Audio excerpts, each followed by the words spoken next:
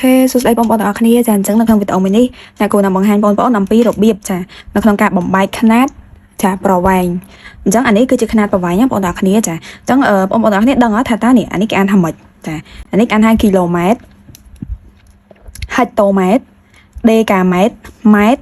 ដេស៊ីម៉ែត្រសង់ទីម៉ែត្រនិងមីលីម៉ែត្រចាអញ្ចឹងម្ដងទៀតណាគីឡូម៉ែត្រហិកតូម៉ែត្រដេកាម៉ែត្រម៉ែត្រដេស៊ីម៉ែត្រសង់ទីម៉ែត្រនិងមីលីម៉ែត្រអញ្ចឹងអាហ្នឹងបងប្អូនត្រូវចេះទាំងអស់អញ្ចឹងណាហើយ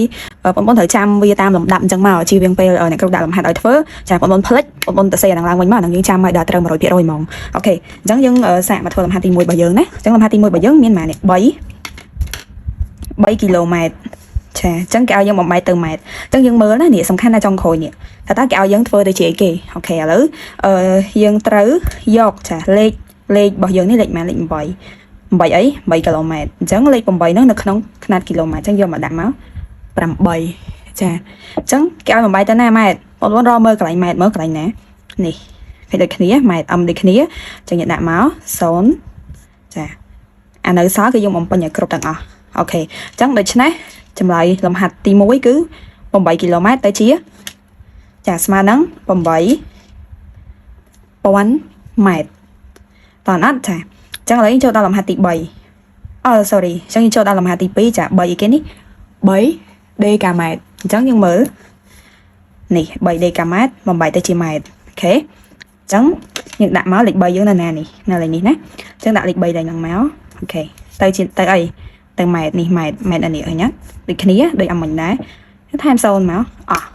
ខេអញ្ចឹងចម្លើយរបស់យើងគឺម៉ែនេះ30ហ្នឹង30ចាឥឡូវចូលដល់លំហាត់ទី3 4ម៉ែត្រអញ្ចឹង4ម៉ែត្រនេះធ្វើវាឲ្យទៅជាបំបាច់វាឲ្យទៅជាសង់ទីម៉ែត្រយើងដាក់មិនបងប្អូនចានេះ4ដាក់កន្លែងម៉ែត្រហ្នឹងមកនេះឃើញដូចគ្នាអត់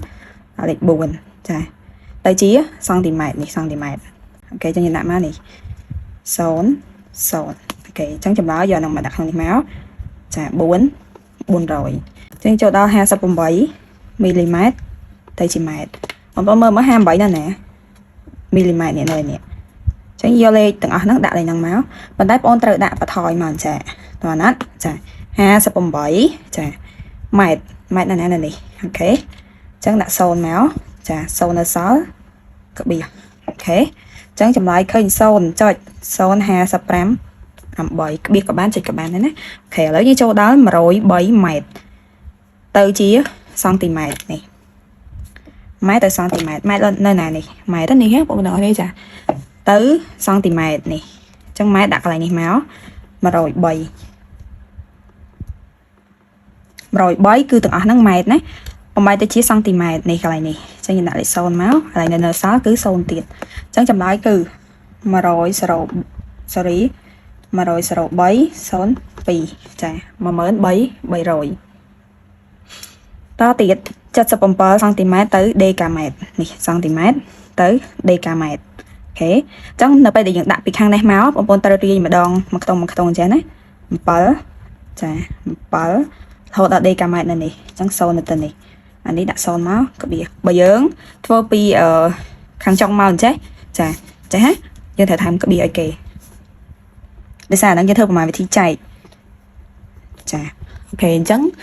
សម្រាប់វីដេអូមួយនេះគឺមានប៉ុណ្ណឹងចង់ឲ្យបងប្អូនចេះចាបំបែកຂະຫນាតប្រវែងដោយប្រើតារាងរបស់យើងនេះពួកអីអ្នកគ្រូដឹងថាពួកយើងក៏ជីអត់ចាំទេអត់ចាំថា1គីឡូម៉ែត្រស្មើប៉ុន្មានម៉ែត្រ